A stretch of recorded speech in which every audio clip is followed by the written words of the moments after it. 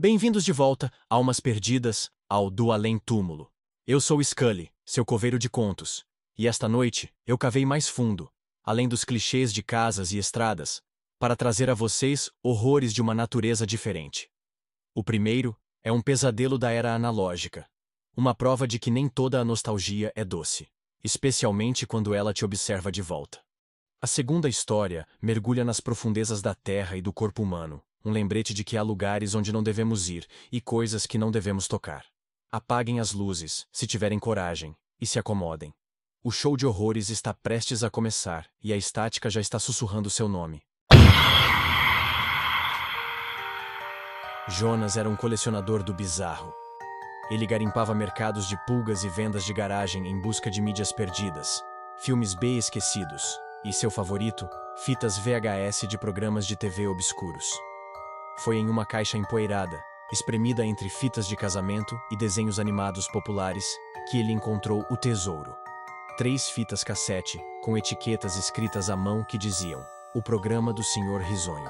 A capa improvisada mostrava um homem com uma maquiagem de palhaço barata, um sorriso pintado que era um pouco largo demais e olhos que pareciam vazios. Jonas mal podia esperar para chegar em casa e assistir àquela preciosidade de baixo orçamento. Naquela noite, ele inseriu a primeira fita no seu velho videocassete. A qualidade era terrível. A imagem tremia, e a música de abertura, uma melodia de circo desafinada, era enervante.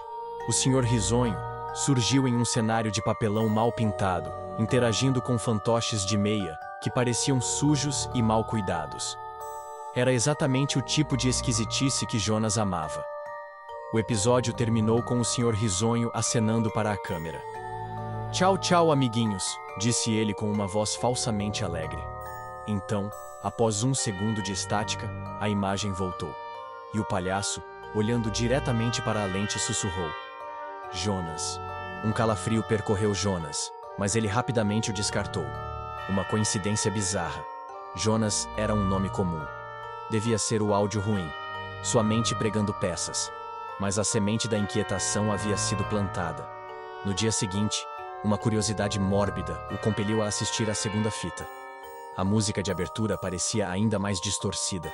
Neste episódio, o Sr. Risonho e seus fantoches falavam sobre um novo amigo especial que estava assistindo de muito, muito longe. "Ele gosta muito de fitas velhas", disse um fantoche de coelho com um olho de botão faltando. Jonas sentiu o sangue gelar. Então, o Sr. Risonho anunciou o quadro de arte dos nossos amiguinhos. Ele segurou um desenho infantil, tosco e feito com giz de cera. Mas o desenho não era de um arco-íris ou de uma casa. Era um esboço inconfundível da sala de estar de Jonas, com detalhes precisos. O sofá marrom, o pôster de filme na parede e uma figura solitária sentada em frente a uma televisão. O riso da plateia enlatada soou maníaco, sobreposto, como dezenas de vozes rindo dentro de sua cabeça. Ele arrancou a fita do aparelho, o coração martelando contra as costelas. Ele queria queimar as fitas, mas não conseguia. Havia mais uma. Ele precisava saber. Com as mãos trêmulas, ele inseriu a terceira e última fita. A tela permaneceu como estática pura por quase 1 minuto. Jonas estava prestes a desistir quando a música tema começou, lenta e arrastada, como uma canção de ninar de um carrossel quebrado. O cenário do Sr. Risonho apareceu, mas estava escuro, iluminado apenas por uma única lâmpada que balançava. O palhaço estava lá, sentado em sua cadeira, imóvel. A câmera se aproximou lentamente de seu rosto. O sorriso pintado ainda estava lá, largo e grotesco. Mas algo estava diferente. Dos olhos pintados, uma única lágrima escura e espessa, como piche, começou a escorrer lentamente por sua bochecha. A voz na fita não era mais a do Sr. Risonho. Era um sussurro antigo e seco, um som como o de folhas mortas sendo arrastadas pelo chão. "Você gostou do show, Jonas?", sibilou a voz. "Porque agora é a sua vez de participar." A imagem na TV piscou e mudou. Não era mais o Sr. Risonho. Era o próprio rosto de Jonas que o encarava da tela, mas com um sorriso de palhaço cruelmente pintado sobre seus lábios aterrorizados. Enquanto Jonas olhava, paralisado, para sua própria imagem aprisionada na tela, Ele sentiu uma dor aguda nos cantos da boca. Uma força invisível começou a puxar seus lábios, esticando-os para cima, em um rictus grotesco e doloroso. Ele tentou gritar, mas o único som que saiu foi um gargalhar abafado e distorcido, assustadoramente semelhante ao do programa. A câmera na TV começou a se afastar, revelando a sala de Jonas, mas agora era um cenário de papelão. Ele viu seus próprios braços e pernas se moverem com os solavancos de uma marionete. Seus membros não mais sob seu controle. Do alto-falante da TV, a voz do Sr. Risonho, agora clara e jovial, anunciou: "E agora, amiguinhos, vamos dar as boas-vindas ao nosso mais novo membro do elenco." Jonas sentiu seu corpo ser puxado para a frente, em direção à luz ofuscante da tela. O mundo real se desfez em um chiado de estática, e a última coisa que ele ouviu antes de tudo ficar escuro foi o som de uma plateia de crianças mortas aplaudindo sua chegada. Tiago era um homem que buscava o silêncio dos lugares intocados. Como espeleólogo e mergulhador de cavernas, ele encontrava sua paz nas entranhas da terra. Sua mais recente expedição o levou a um sistema de cenotes recém-descoberto no sul do México. Após horas navegando por passagens apertadas e escuras, ele emergiu em uma câmara que o deixou sem fôlego. Era uma vasta catedral subaquática, silenciosa e imaculada. A água era tão cristalina que ele parecia flutuar no ar. No centro exato da caverna, repousando sobre um pedestal de rocha, havia algo que desafiava a geologia. Era uma esfera perfeita, do tamanho de um carro pequeno, com uma superfície iridescente que parecia obsidiana polida. Nela, pulsavam veias finas de uma luz bioluminescente, um brilho suave e doentio de cor violeta. Fascinado, Tiago se aproximou.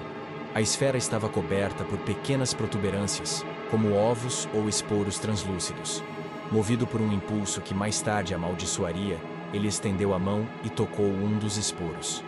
No instante em que sua luva fez contato, o esporo explodiu em uma nuvem de partículas brilhantes que o envolveram antes de se dissiparem. Ele sentiu uma picada aguda na mão, mas a adrenalina da descoberta o fez ignorar a dor. Ele não sabia, mas naquele momento, ele havia se tornado um mensageiro. A volta à superfície foi eufórica. Tiago se tornou uma pequena celebridade no mundo da exploração, o homem que encontrou a Catedral de Opala. Mas, uma semana depois, a euforia deu lugar a uma estranha enfermidade. Começou com a mão que tocou a esfera. A pele no local da picada tornou-se dura e brilhante, quase cristalina. Logo, a mancha começou a se espalhar lentamente por seu braço, como uma geada viva. Ele desenvolveu uma fotofobia extrema. A luz do sol parecia queimar sua pele. Mas o sintoma mais estranho era a sede. Uma sede profunda, celular, que nenhuma quantidade de água conseguia saciar. Ele começou a ter sonhos vívidos da caverna, mas nos sonhos, ele não estava nadando. Ele era a própria caverna, sentindo o fluxo lento da água e o pulso constante da esfera em seu centro, como um coração batendo. Ele sentia que algo estava dentro dele, não como uma infecção, mas como um arquiteto, reconstruindo-o silenciosamente a partir de um novo projeto. A transformação se acelerou. As veias em seu corpo começaram a brilhar com a mesma luz violeta que ele vira na esfera. Sua pele tornou-se cada vez mais translúcida, e sob ela, ele podia ver suas estruturas internas se rearranjando em padrões geométricos e alienígenas. Ele não comia mais. Em vez disso, sentia um desejo avassalador por minerais, chegando a lamber as paredes de concreto de seu porão.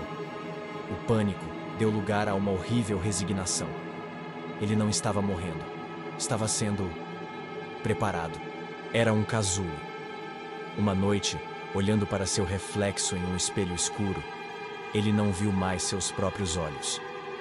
Viu duas fendas de luz violeta e ofuscante. E em sua mente, uma compreensão floresceu, não com seus próprios pensamentos, mas com os de outra coisa. A esfera não era uma formação geológica. Era um ovo. E ele não havia sido infectado. Ele havia sido escolhido para ser o berçário.